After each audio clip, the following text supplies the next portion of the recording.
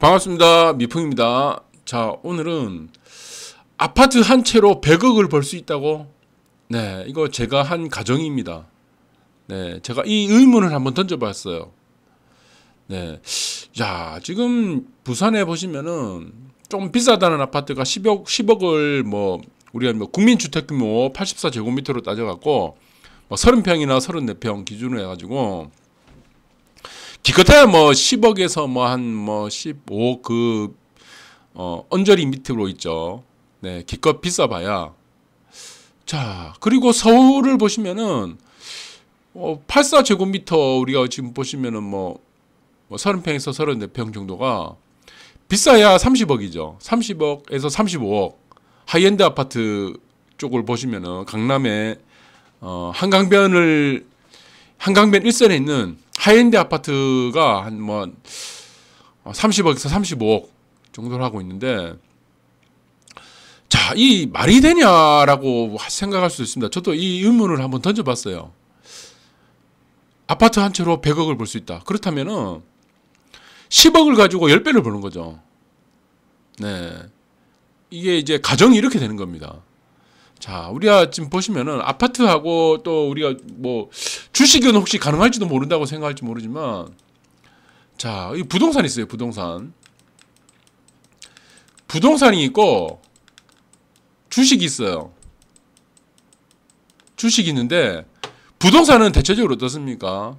네. 자신이 갖고 있는 현금하고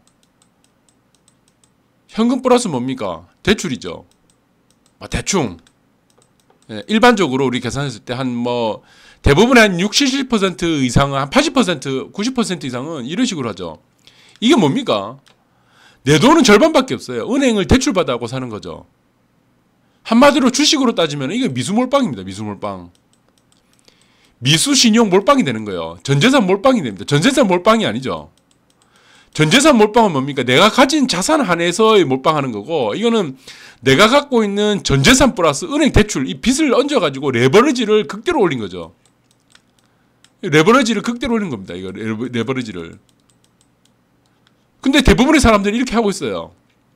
주식으로 따지면 미수몰빵. 근데 주식 같은 경우는 내가 가진 순자산이죠. 순현금. 순현금을 가지고도 부동산처럼 이렇게 안 돼요. 왜냐하면 이게 변동성 때문입니다. 변동성 때문에. 자, 우리가 예를 들어 가지고 이 논리를 한번 생각을 해봐야 될 것 같습니다. 자, A라는 부동산이 있고 B라는 주식이 있습니다.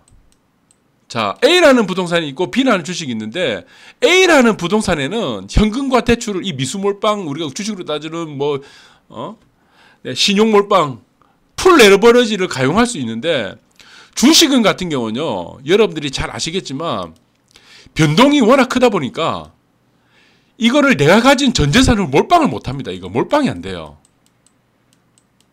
몰빵이 안 됩니다. 이게 몰빵이 안 되죠. 게임이 다르다는 겁니다. 이게 게임이. 자, 그리고 자, A라는 부동산이 예를 들어 가지고 1억짜리가 만약에 10억을 갔어요. 이 버틸 수가 있습니다. 근데 만약에 여러분들이 B라는 주식을 가지고, 이게 B라는 주식 있죠. B라는 주식이 10,000원짜리가 있어요. 10,000원짜리가 10만원 가는 경우가 있죠. 이거 견디기 굉장히 힘듭니다. 이거 버티지를 못해요. 주식은 손실은 버티기는 쉬운데 수익을 버티기는 거는 굉장히 힘듭니다. 주식이. 그래서 주식이란 게임이 대부분의 사람들이 돈을 잃게 돼 있습니다. 이 판들이. 장이 좋을 때 잠깐 벌어가지고 내 계좌가 플러스 날 수는 있지만, 프로 트레이더들이 아닌 경우에는 대부분의 한 97% 정도는 결론적으로는 마이너스 날 수밖에 없는 구조로 되어 있어요. 이게 주식이란 게. 그래서 부동산을 보시면 대부분의 사람들은 돈을 거의 다 벌죠. 왜? 부동산 자체는 부동산 가격이 올라가는 게 아니라고 했죠. 지난 시간에도 말씀드렸지만, 화폐 가치의 하락만큼을 부동산 가격이, 내가 가진 부동산이, 아파트라든가 부동산이 어느 정도에 민감하게 반응하느냐에 따라서, 그 가격 탄력성에 따라서 변동하는 겁니다. 그만큼의 보상을 받는 것밖에 안 돼요. 부동산이란 거는. 그래서 애초부터 우리가 논리를 잘 생각해야 되는 게 뭐냐 그러면은 부동산이 올라간다 내려간다는 말은 자체가 아예 필요가 없는 말입니다. 이 날 자체가 굉장히 우스운 말이에요. 자, 돈이 많이 풀렸어요. 화폐 가치가 내려가요. 그만큼에 따라서 어떤 부동산은 더 민감하게 반응하고 어떤 부동산은 더 민감하게 더 시세 탄력성을 더 많이 받아가지고 더 많이 반응을 하고 어떤 부동산은 덜 반영을 하고 이 차이뿐이라는 거 여러분들이 잘 기억하시기 바랍니다. 네, 그래서 자, 이 논리는 제가 이거예요. 제가 이 화두를 던졌죠. 아파트 한 채로 100억을 벌 수 있다고? 자, 이 물음에 대해서 질문을 받았을 때 대부분의 사람들은 불가능하다고 생각하고 있습니다. 저도 이게 뭐 현실성이 있냐 없냐, 내가 이게 100억을 벌 수 있다고 여러분들한테 야 이거 100억을 벌 수 있어, 이 말을 하는 게 아닙니다. 저도 이거 가정을 띄우는 거예요. 네. 그래서 이 만약에 100억을 벌 수 있다면은 만약에 아파트 한 채를 뭐 10억짜리 아파트를 한 채를 사서 100억을 벌 수 있다고 한다면은, 만약에 그런 경우가 있다고 한다면은 어떤 경우에 해당을 할 수 있겠느냐 이거죠. 그러면은 답은 정답은 하나죠. 그 아파트가 100억을 가면 되죠. 자, 여러분들이 한번 생각해 보세요. 아파트 한 채가 30평짜리 아파트 한 채가 100억을 갈 수 있습니까? 특히 부산에서. 자, 여러분들이 이미 머릿속에서 정답이 나왔습니다. 불가능하다고. 자, 그러면은 만약에 0.001%의 가능성이 있다면은 그 가능성을 한번 찾아보자는 겁니다. 그래서 저는 이거를 정답을 여러분들한테 내려가지고 야, 이런 경우가 있어. 100억이 벌 수 있다. 이런 부분을 얘기하는 게 아니고, 자, 이런 경우는 어떨까? 저런 경우는 어떨까? 이 가정에 대해서 화두를 던져놓고 이 가정이란 것들을 만들어가지고 이 가정하에서 우리가 해답이 있을지 없을지를 한번 알아보자는 겁니다. 이게 재밌죠? 자, 이 어떤 유튜버도 이런 내용을 가지고를 지금 안 할 거예요. 네. 그래서 저는 이 세계 최초로 이 방송을 한번 도전해 보도록 하겠습니다. 자, 제가 지금 3월 달에 우리가 코로나가 터지고 주가가 한번 급락을 했었죠. 네, 3월 달에. 그래서 그 이후에 제가 뭐 방송을 잠깐 언급한 것 같은데, 양적 완화가, 무제한 양적 완화가 퍼지고, 제가 한번 얘기를 잠깐 했던 것 같기도 하고, 기억이 잘 안 나는데, 하도 방송을 여러 가지 하다 보니까, 제가 제로금리 시대로 한번 간다고 얘기를 한번 언급한 적이 있을 거예요. 제가 지난 방송을 한번 좀 찾아보시기 바랍니다. 그때 막 코로나 막 터지면서 제가 집값 올라간다고 할 때, 그때 한번 그 방송을 했던 것 같아요. 그래서, 자, 이 연준에서 얘기한 게 이겁니다. 연준에서. 9월 17일입니다. 지난주에. 뭐라고 했냐면은, 미 연준 제로금리 동결 2023년까지 유지 시사. 예. 자, 이게 의미가 상당히 큽니다. 이게. 예. 제로금리를 일단은 못을 박았어요. 자, 여러분들이 한번 이 논리를 한번 볼까요? 2023년이죠. 2023년까지 금리를 제로금리, 이자율을 0으로 하겠다는 겁니다. 이자율을 0. 자, 이자율이 뭡니까? 이자율. 예. 내가 돈을 빌려주고 그 빌려준 거에 대해서 대가를 받는 게 이자죠. 예. 그러면은 은행은 여러분들이 보시면은 은행이란 게 있습니다. 은행. 뱅크, 은행이란 게 있는데, 은행은 BIS 비율 보시면은 8%가 요건이에요. 이게 뭐냐고 하면은, 은행은 자기 돈 갖고 사업하는 게 아닙니다. 은행이 자기 자본이, 이게 자기 자본이라고 하죠. 자기 자본 비율이 8%만 있으면 되는 거예요. 이 신기하죠? 은행의 논리를 여러분들이 일단은 봐야 됩니다. 이게 100억이, 자, 아파트 한 채를 100억을 벌려면 은행의 논리를 일단 봐야 돼요. 여러분들이. 자, 이 논리금, BIS 비율 8%가 기본적인 요건이다. 자기 자본 비율이 8%를 유지해야 된다. 그러면 은행을 보세요. 8%는 은행 돈이에요. 근데 나머지 뭡니까? 92%가 뭐죠? 100% 중에, 총 자본의 100% 중에 90%는 뭡니까? 이게 여러분들이 은행에 예금하는 돈이죠. 이 예금입니다. 근데 여러분들이 갑자기 이 은행에 예금 넣었던 사람들이 한꺼번에 몰려와가지고 돈 달라 그러면 어떻게 되겠어요? 돈을 줄 수가 없죠. 이걸 뱅크런이라죠. 뱅크런. 자, 여러분들이 한번 생각해 보세요. 은행은 자기 돈이 8%밖에 없는 거예요. 나머지 92%는 여러분들이 예금한 돈을 가지고 이 돈을 한때 모아가지고 이 플러스 시키죠. 이 모은 돈으로 대출 시켜줍니다. 이게 대출 시켜줘요. 이 대출을 통해 갖고 이자 수입을 받죠. 이자 수입을 받는 거죠. 자, 이런 걸 뭐라고 하냐면은 신용창출이라고 그럽니다. 이게 바로 신용창출이에요. 신용창출. 네. 은행은 돈이 하나도 없어. 사실은요. 사실은 하나도 없는데 중간에 은행에다가 예금을 주는 사람이 있죠. 예금. 그 예금을 주는 사람이 1% 이자를 받는데 은행은 어떻게 됩니까? 3% 이자를 받아요. 돈을 은행에 돈 필요한 사람한테, 은행이 돈을 빌려준 사람한테 3%를 이자를 받아요. 나는 은행은 예금을 맡긴 사람한테 1%를 주는데, 그럼 여기서 차익이 2%가 남죠. 이게 뭡니까? 이게 예대마진이죠. 예대마진.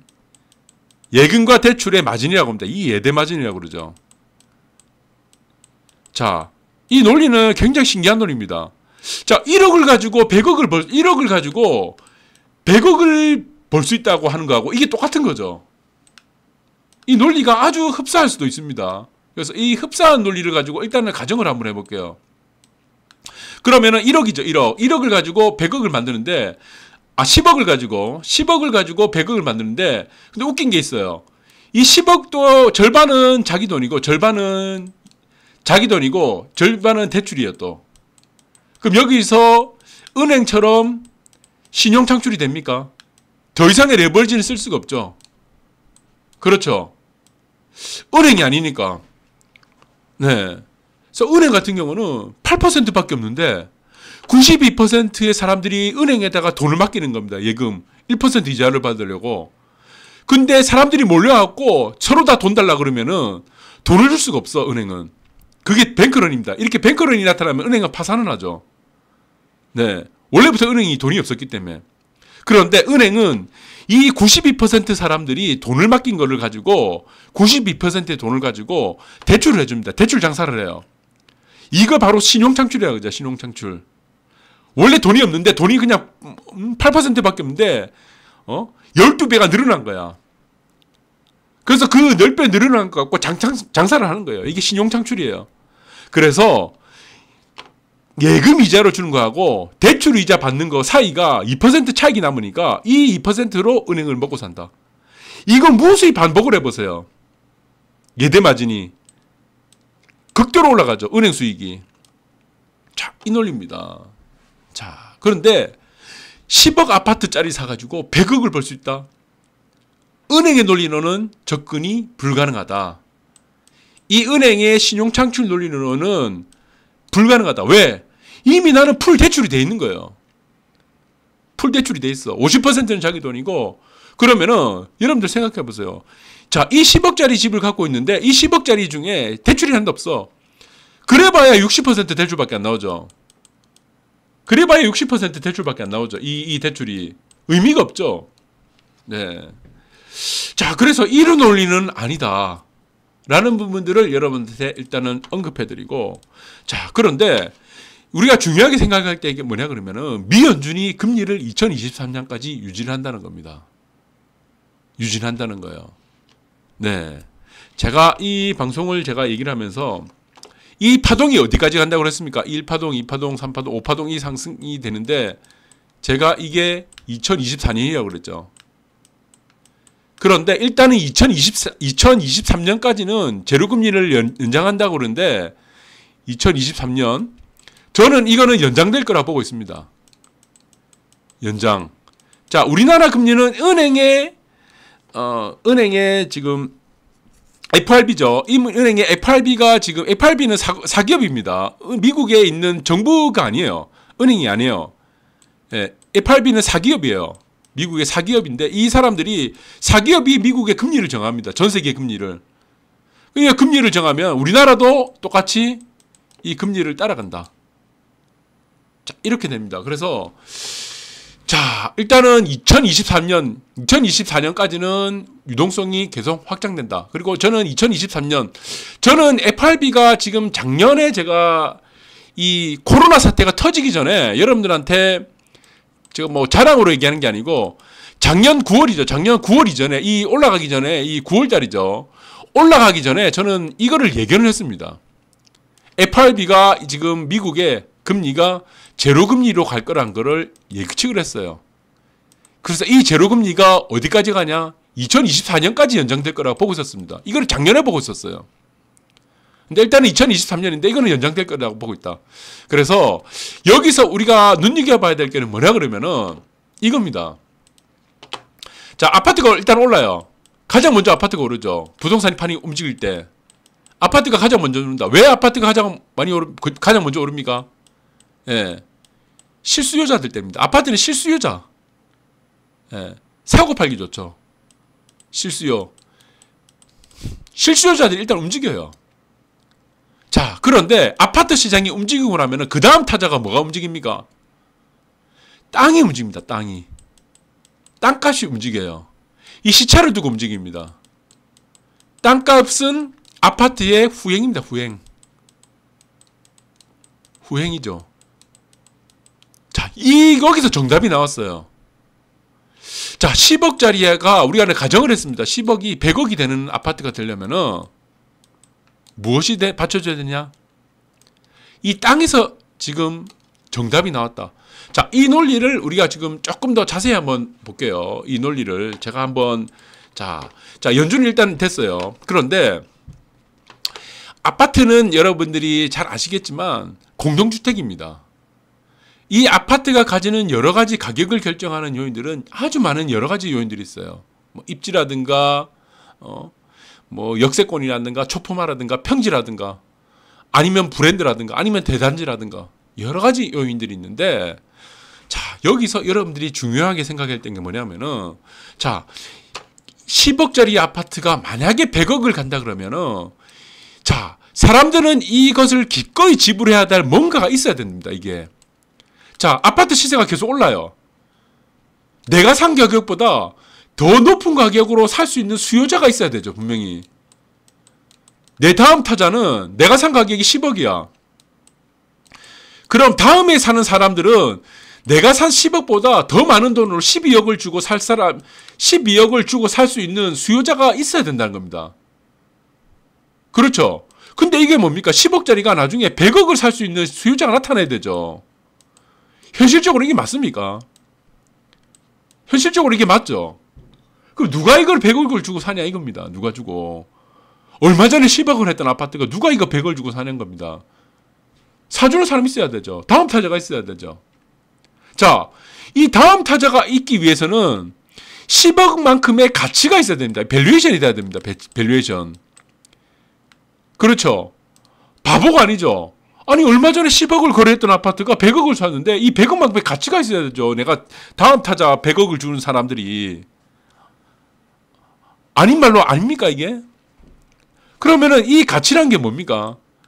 한정성이 돼야 된다, 한정성. 그 다음에 뭡니까? 희소성이 되죠, 희소성. 자, 우리가 한번 한정성과 희소성을 우리가 한번 공부를 해볼게요. 간단하게. 자, 이게 페라리에서 나온 열대 한정입니다. 열대 한정. J50이라는 열대 한정의 페라리 슈퍼카 만들었는데 이게 전 세계 열대 한정밖에 없는 거예요. 그러다 보니까 이 가격이 어떻게 되냐면은 출시가에서 몇백 올랐어요.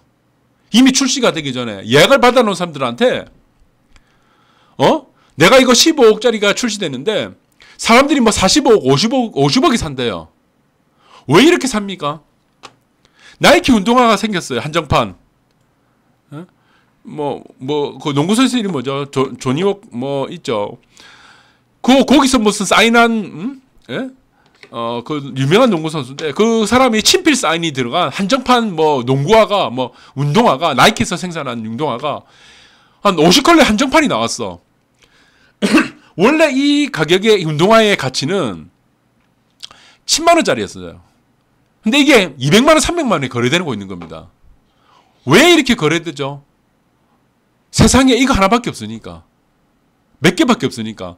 페라리가 J50이라는 이 페라리가 15억짜리가 15억짜리인지 모르겠는데 15억짜리가 뭐 4-5배 50억이 막 거래되는 거예요.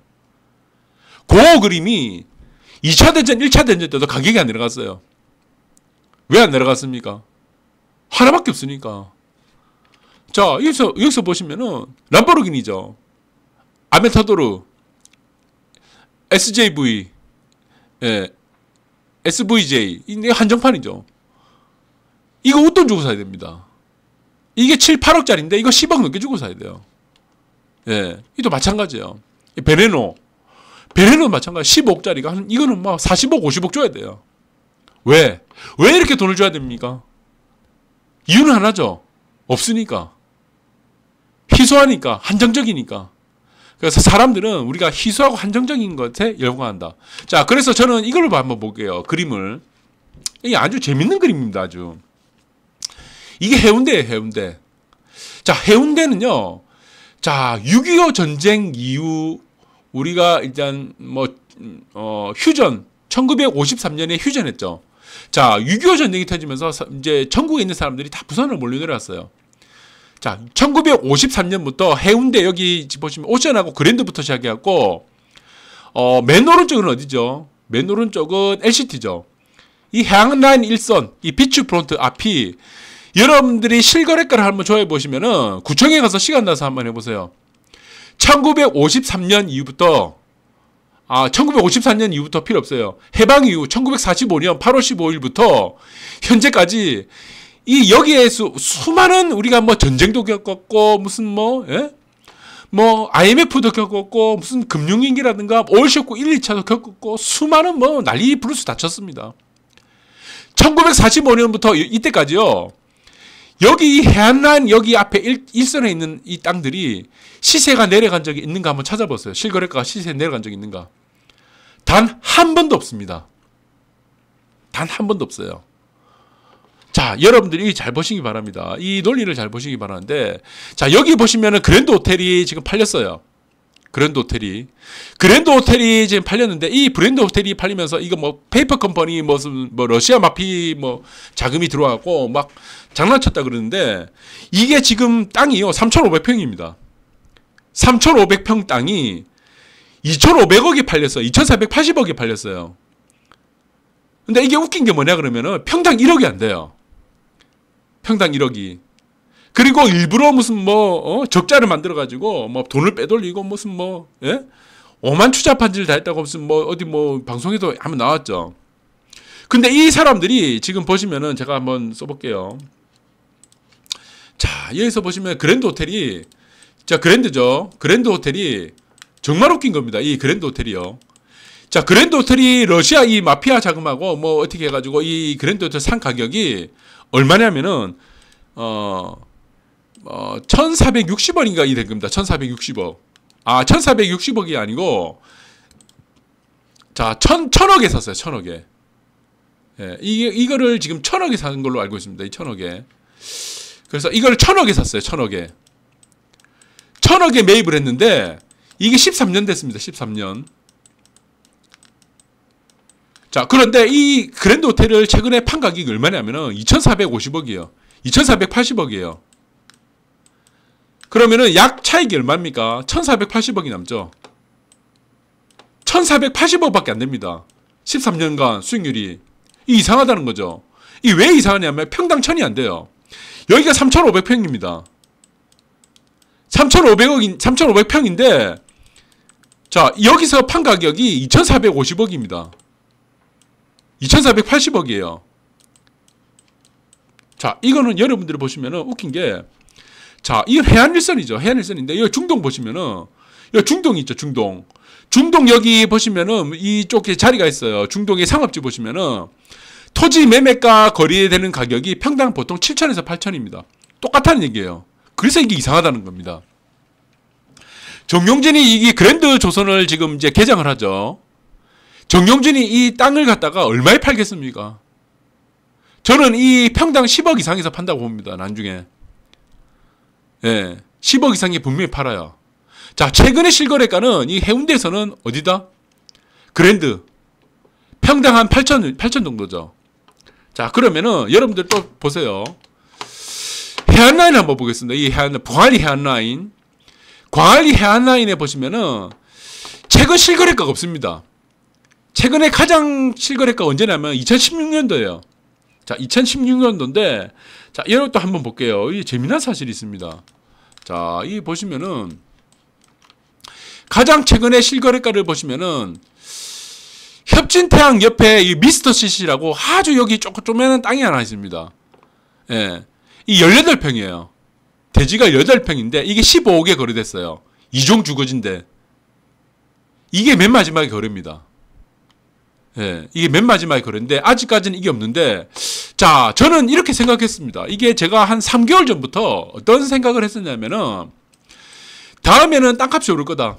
연준이 조만간에 제로금리 정책을 2024년 정도, 2023년이라고 했는데 2024년까지 저는 제로금리를 박아놓을 거라고 생각했습니다. 그래서 그 다음 타자는 땅값이라고 보고 있었어요. 어디를 땅을 투자해야 되냐고 생각했냐면은, 여기 이 해안라인 일선을 투자하려고 했었습니다. 여기. 그래서 저는 이 최근 3개월 동안요. 여기 있는, 여기 저 빨간 줄을 보이시죠? 협진태양을 제외하고 이 빨간 줄을 보이는 여기 있는 해안 일선들, 토지대장을, 건축물 대장 다 뜯었습니다. 여기서. 다 뜯어가지고 여기 사는 소유주들 지금 주소를 전부 다 파악을 했었습니다. 그래서 다 파악을 해갖고 연락처는 알 수 없으니까 편지를 전부 다 보냈어요. 팔아달라. 평당 1억 5천에 팔아달라고요. 자, 그래서 연락이 없는 세대는 제가 이 여기 사시는 분 중에 소유주 중에 몇 분을 집을 찾아갔어요. 찾아가지고 이 소유주의 가족이 없는 분한테는 제가 연락처를 가르쳐달라가지고 연락도 했었습니다. 아, 저한테 좀 팔아주시면 안 되나? 평당 1억 5천에. 여기 사시는 분 중에 판다고 하는 사람이 아무도 없더라고요. 그래서 하다못해 안 돼가지고 제가 어디까지 갔냐면은, 여기 보시면은 태화 반달이라고 여기 있습니다. 이 반달 아파트라고 있어요. 여기 반달. 해안일선이죠. 해안일선에 있는 이 반달 아파트가 세대수가 얼마 안 되는데, 이게 맨 마지막에 거래된, 이 평수가 작아요. 맨 마지막에 거래된 가격이 1억 5천이었어요. 그래서 제가 이 여기 사시는 세대분들한테 이 상가하고 이 통매입을 하려고, 뭐 제가 돈이 많아서 그런 건 아닙니다. 통매입을 하려고 여기 편지 보내고 오만 난리 다쳤습니다. 통매입을 해갖고 통매입을 해서 이거 팔아먹으려고요. 이 팔면은 저는 이렇게 생각했습니다. 2023년, 24년이면은 저는 현재까지 전 세계가 이렇게 제로금리로 장기간으로 간 적은 단 한 번도 없었기 때문이죠. 그래서 저는 이거 광안리에 4년 정도면 평당 3억 이상에서 무조건 팔린다고 보고 있는 겁니다. 저는 평당 3억. 저는 10년 안에 이 평당 10억까지 간다고 보고 있습니다. 저는 10년에서 15년 정도면은 광안리 해안에서는 15억까지 간다. 왜? 여기서는 가격이라는 게 의미가 없어요. 광안리는요. 광안리하고 해운대는 가격이라는 자체가 의미가 없습니다. 왜? 한정되어 있기 때문에 내가 파는 가격이 그 가격입니다. 시장 가격 자체가 없다는 거죠. 그래서 저는 여기서 반달 아파트를 다 매입을 해갖고 통매입을 해갖고 해안의 일선이고 이게 조망이 보이죠. 그래서 이거를 하려고 했는데 단 한 세대도 이거는 매입을 못했습니다. 실패했어요. 3개월 동안. 그리고 이 근처에 있는 세대들 뭐 100평이죠. 100평에서 200평 정도의 조그만 이 건물들 있죠. 요거를 제가 지금 봤던 가격이 얼마냐면은 제가 이 가정을 해왔습니다. 가정을 해갖고 100평 정도 가지고 100평 정도면은 여기는 이제 건물값은 없으니까 100평 정도로 해가지고 150억 정도에 매입을 하려고 했습니다. 이게 내가 돈이 많아가는 게 아니고 이 뭐 돈 땡겨가지고 그 평당 1억 5천이죠. 1억 5천 매입을 해가지고 제가 이거 3년 안에 팔려고 했습니다. 3년 안에 파는 거 자신 있었어요. 자신 있습니다. 이거 자신 있었거든요. 얼마에 파느냐? 300억에. 나는 이거 무조건 팔린다고 보고 있었거든요. 저 땅 건물만 매입하면은 나 300억, 나 150억 번다. 그럼 차익이 얼마입니까? 이 차익이 플러스 150억 남죠. 그러면 여기서 뭐 30% 하고 뭐 조금만 뭐 수수료 들어가고 뭐 노동어철 특수세 내고 하면은 뭐 50억 세금 내고 그러면 100억이 남죠. 100억이 차익이 생기죠. 근데 중요한 건 뭐냐 하면 이게 매물이 안 나와요. 여기 3년 투자해서 100억을 벌 수 있는 겁니다. 이게 100억을. 근데 이거는 뭡니까? 아파트가 아니죠. 아파트가. 이게 건물이죠. 토지 건물이죠. 반달면션 지금 아까 보시면은 1억 5천인데 1억 5천인데 이 매물 안 나. 2억 5천에도 지금 안 나오더라고요. 2억 5천은 통매입을 한다 그러니까 안 나와요. 한 세대도 안 나와요. 이 사람들은 안 팝니다. 절대로. 이 사람들이 1억 5천에 파는, 이 갖고 있는 사람들이 지금 이사도 안 가요. 이 사람이 파는 가격은 우리가 여러분들이 이거 잘 보시기 바랍니다. 잘 보시기 바라면 해안에 2선에 있는 아파트들이요. 이게 협진태양도 있었고, 관동 협진태양도 있었고, 여기 한 3군데가 있었어요. 2군데, 한 3군데가 있었는데, 이 사람들이 청산을 한 가격이요. 실거래가의 3배 청산했었습니다. 실거래가의 3배. 그러면 이 반달에 사시는 분들도 안 파는데, 이 반달에 사시는 분들 얼마에 파냐면은, 최근 실거래가가 있는 것에 최소 4억 5천 이상을 줘야 이거 팝니다.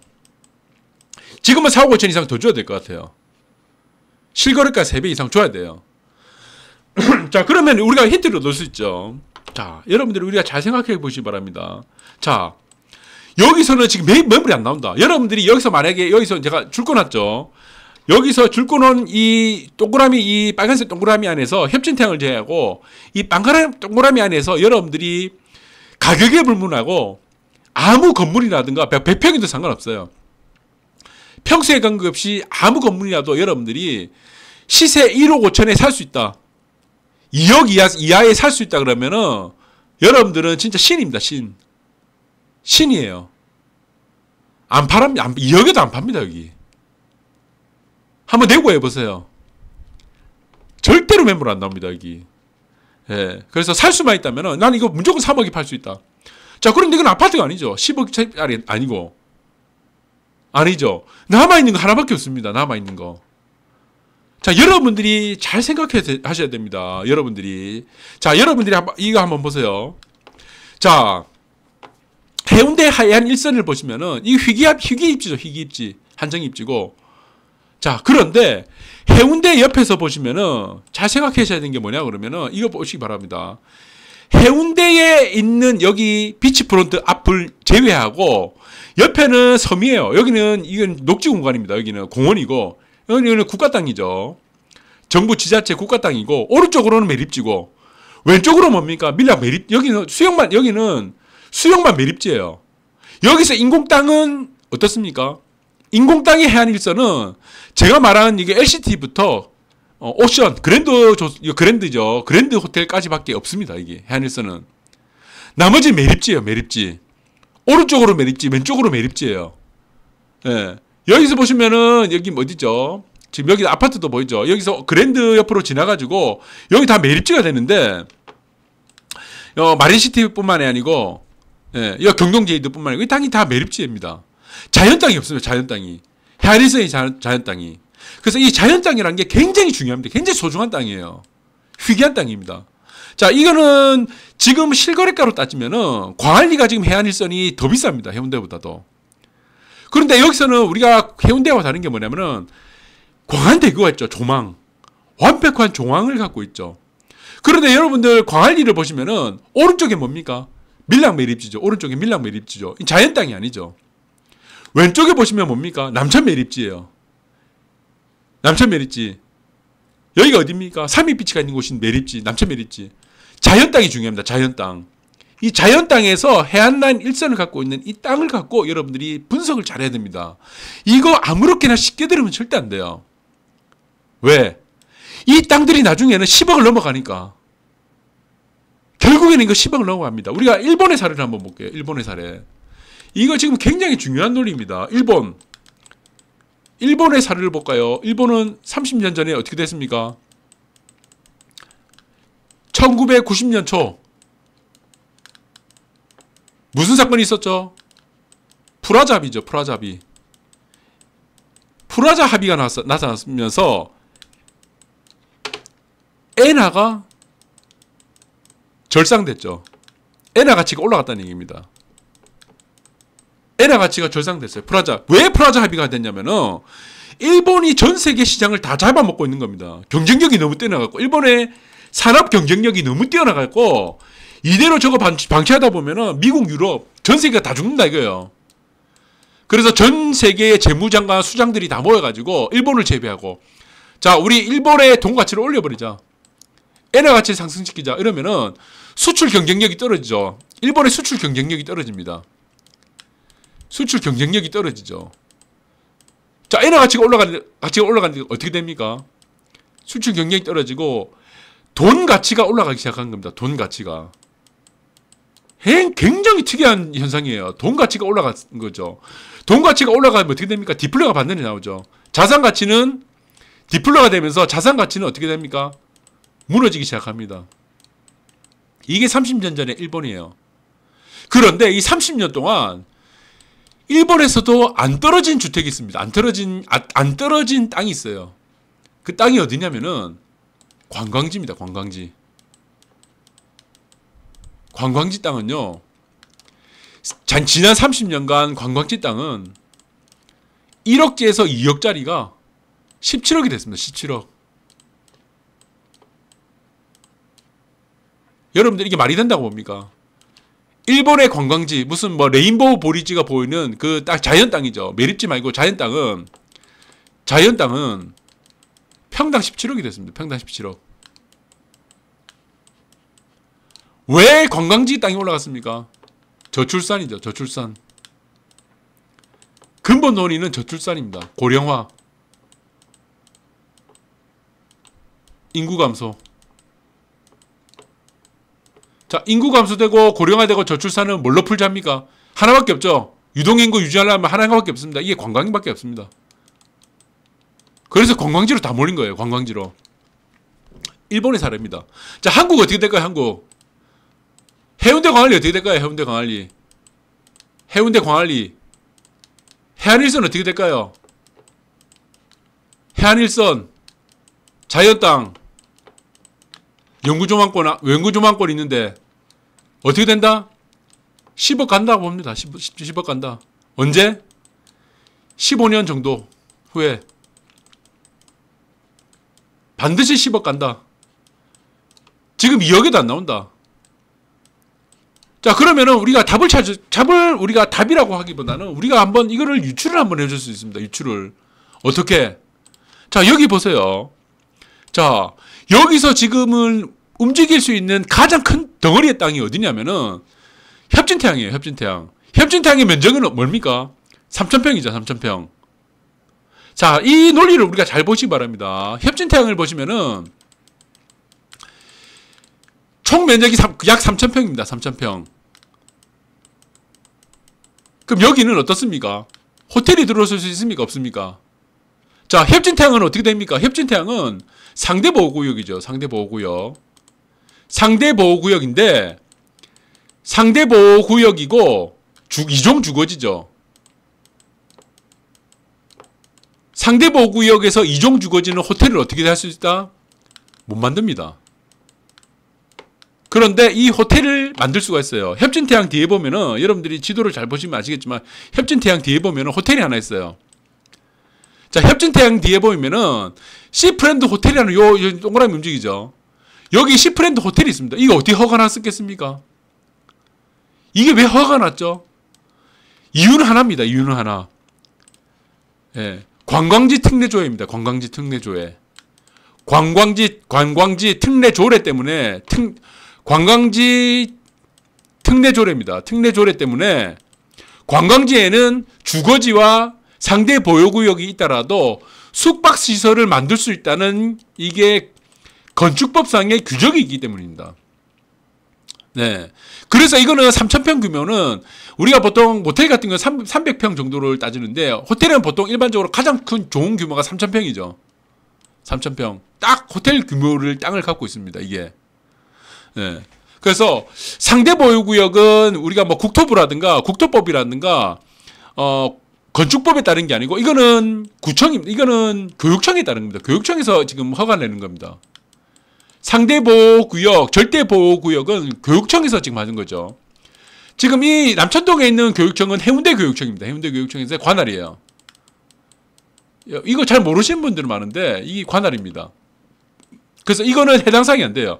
상대보호구역이라도 이종주구라도 관광지 특례 조례 규정 때문에 숙박시설을 만들 수 있다는 겁니다. 근데 여기서 더 웃긴 건 뭐냐 그러면은 이겁니다. 여러분들이 잘 보셔야 될 게 뭐냐 그러면은 자, 이 땅들이 얼마나 귀한지를 몰라요. 대부분의 사람들은 이 땅의 가치를 여러분들이 아무도 몰라요. 이 땅 가치가 어떻게 될지를 생각을 하는 사람이 여기 보시면은 10,000명, 10만 명당 한두 명이 안 돼요. 한두 명밖에 없습니다. 그래서 제가 여기 땅을 사러, 이 건물을 사러 갔을 때 저한테 이런 말을 하더라고요. 더 이상 나한테 찾아오지 말아 하더라고요. 저 말고 다른 사람들이 많이 찾아왔다는 얘기입니다. 이 눈을 깨고 있는 사람들이. 어떤 눈을 깨고 있는 사람들입니까? 연준에 2023년까지 제로금리로 간다고 하는 이 논리를 갖고 있는 사람들이 앞으로 이 세상들이 제로금리 시대로 계속 갈 수밖에 없다는 논리를 깨우치고 있는 사람들이 이 땅을 사러 가고 있다는 겁니다. 이 땅을 사러 갔다는 건 얘기죠. 저 말고 더 이상 나한테 오지 말라는 겁니다. 자기도 귀찮다고. 결국에는 이 땅들이 10억을 갈 수밖에 없다는 겁니다. 이 땅들이. 그러면 이 논리는 어떻게 됩니까? 자, 우리가 처음에 어떻게 가정을 했어요? 10억짜리 아파트가 100억을 가야 돼. 1000억, 100억을 가야 되죠. 100억의 수익이 나야 되죠. 근데 이게 아파트죠. 그럼 협진태양은 만약에 논리를 한번 생각해 보세요. 협진태양은 논리를 생각해 보세요. 이거 재건축을 하면 되죠. 재건축. 어떻게 재건축을 하면 됩니까? 종상형 시키면 되죠. 행정기부 체납해서 구청과 논의해가지고 어떻게 준주거지 하면 되죠. 일단은 재건축을 하는 겁니다. 이거는. 예, 준주거지를 하면 되죠. 그럼 이게 나중에 되면 어떻게 됩니까? 뭐 일단은 이제 재건축이 되고 나서 신축 아파트가 들어서겠죠. 그럼 여러분들 생각해보세요. 30평이 대지주문이 10평입니다. 신축으로 계속 있는 거예요. 그리고 신축이 되고 나서 한 10년에서 15년 정도 지나면 어떻게 되겠습니까? 10년에서 15년 정도 지나면 협진태양 이 아파트는 하이엔드로 만들어가지고 잘 살다가 월세 받고 살다가 예? 구축 아파트 되는 시점이 10년에서 15년 정도 돼. 그럼 이때 되면 광안리 땅값이 어떻게 되겠습니까? 평당 10억 넘어가겠죠? 안 넘어가겠습니까? 10년 넘어가게 돼 있습니다. 일본 따라가게 돼 있어요. 그 10평을 가지고 평당 10억이니까 이거 100억이 돼갖고 팔면 되죠. 이 100억에. 이 아파트 입주민도 꼬시면 되죠. 200세대 좀 넘는 세대들을 꼬셔가지고 선동질 하면 되죠. 우리가 팔자. 왜 못 팔아? 지금 이거는 협진태양은요. 평당 2억에 팔자 그러면 이 사람들 팔자고 하는 사람도 있습니다. 지금도. 재건축 하자는 사람도 있고 재건축 하자는 비율이 75%고 약 대략 75%고 반대하는 사람도 있어요. 반대하는 사람들들. 이 반대하는 사람의 일부는 땅 팔자는 겁니다. 얼마에 팔자니까? 평당 2억. 일주일 안에 팔 수 있다. 그래봐야 뭡니까? 10억짜리 아파트 20억이 돼갖고 평당 보시면은 10억밖에 이익이 안 남죠. 10억 벌려고 아파트 10억짜리 삽니까? 어느 미친놈이 10억 벌려고 10억짜리 아파트 사요? 아니죠. 최소 20억은 벌어야 되죠. 어차피 눌러 살 건데. 아파트를 여러분들이 보시면은 땅도 마찬가지고 뭐 건물도 마찬가지겠지만 자, 특히 아파트 같은 경우는 요즘 세대가 바뀌었습니다. 옛날에는 그냥 뭐 대충 난 따라가고 강남 따라가가지고 대충 사고 뭐 주거 좋네, 여기 학교 좋네, 뭐 역세권이네, 평지네, 그 따지는 게 아니에요. 지금 사람들은 굉장히 영리해졌습니다. 인터넷이 발달하고 80세, 90세 되는 뭐 할아버지 할머니도 다 지금 맨날 시세 확인해요. 그 사람들 뭐 약주 한 잔 따라주면서 건물 내놓을래? 말이 안 통합니다. 다 똑똑해졌어요. 투자 가치를 다 보고 들어옵니다. 지금은. 얼마나 쉽습니까? 논리가. 이 땅이 없어요. 이 자연 땅이란 거는. 아무리 여기 삼익비치에서 우리 아파트가 더 좋은 아파트 우리는 대단지다 우겨봐야 이게 아무 의미 없습니다. 밀락 매립지가 매립지 아무리 우겨봐야 의미 없어요. 의미 없어요. 여기에 비치프론트에 여기 모래사장에 있는 땅 한 평이 중요합니다. 한 평이라도 내 땅이 있느냐 없느냐 중요한 거다. 왜 중요합니까? 어차피 10억 넘어갈 건데 10억이 넘어갈 게 돼 있어요. 지금 제로금리 시대인데 제로금리. 그렇다고 해서 우리나라 원화 가치가 올라갑니까? 프라자 미 일본처럼 프라자 합의 돼가지고 올라가요? 우리나라 원화 가치가 다 쓰레기인데 외국 나가보세요. 대한민국 원화 갖고 결제 수단 할 수 있습니까? 결제 안 합니다. 달러 아니면 엔합니다. 가져가랍니다. 한국 돈 들고 오면 가져가랍니다. 달러 아니면 안 받아줘요. 달러 아니면 엔 아니면 안 받아줘요. 그래서 한국 돈의 가치는 올라갈 수가 없습니다. 올라갈 수 없다는 의미는 뭡니까? 화폐 가치 하락이죠. 그 말은 뭡니까? 실물 자산의 상승. 자, 그 실물 자산의 상승 중에서도 희소한 입지, 희소한 땅이죠. 한정적인 땅. 이거 굉장히 폭발적으로 나옵니다. 일본처럼. 일본의 레인보우 브릿지 보이는 이 자연 땅은 평당 17억이에요. 일본 따라갑니다. 그러면은 협진태양 같은 경우는 어떻습니까? 재건축에 살다가 평당 그다음 잘 놀다가 살다가 이제 10억 넘어가면 땅 팔면 되죠. 우리가 팔자. 그럼 100억씩 먹고 떨어지면 되죠. 자, 삼익빛은 어떻습니까? 이 땅을 팔 수 있나요? 땅 자체 가치가 없죠. 매립지라 갖고 아무 가치가 없습니다. 가치가 한 푼도 없어요. 시장에서는 이 땅 가치를 인정을 해주지 않습니다. 매립지는요. 자, 밀락 매립지 마찬가지입니다. 밀락 매립지 마찬가지고 메란시대 수영만 매립지도 마찬가지예요. 오른쪽에 있는 이쪽은 매립지도 마찬가지예요. 해운대도 마찬가지입니다. LCT가 있는데 이런 땅만 인정해 줍니다. 예. 아시겠습니까? 그래서 저는 한번 가정을 해봤습니다. 이 가정들을. 자, 10억짜리 아파트가 100억을 벌 수 있는 방법이 뭘까? 정답은 없죠. 그러나 이 가정에 대해서 제가 공상과학을 한번 써봤습니다. 이렇게 하면 될 수도 있겠네. 이 땅값이 만약에 10억을 넘어가면은 재건축에 살다가 이 아파트 사람들 꼬셔가지고 우리 팔자 하면 되겠네. 지금 평당 2억에다가 내놓자 그러면 일주일에 안에 팔리는데 협진태양 땅을 바로 짐 싸들고 오죠. 정용진이 바로 옵니다. 아니면 글로벌 어디 다 들어옵니다. 협진태양 살려고. 왜? 호텔 지을 수 있거든. 그래 팔자는 사람들을 지금 설득이 안 돼요. 100% 동의 안 나옵니다. 그러면 이 땅이 어떻겠습니까? 평당 10억을 넘어가면은 조금만 지금 강당에 모아놓고 선동질 조금만 하면은 이거 동의서 바로 다 냅니다. 이거 낼 수가 있어요. 왜? 100억이 들어오는데 30평이 100억이 들어오는데 예. 간단한 논리라는 겁니다. 자, 여러분들이 오늘 자 지금 추석 연휴 앞에 지금 한번 이제 공상과학을 한번 써봤습니다. 예, 도움이 되셨는지 모르겠지만 추석 연휴 잘 보내시기 바라고 자 오늘 방송 여기까지 하도록 하겠습니다. 감사합니다.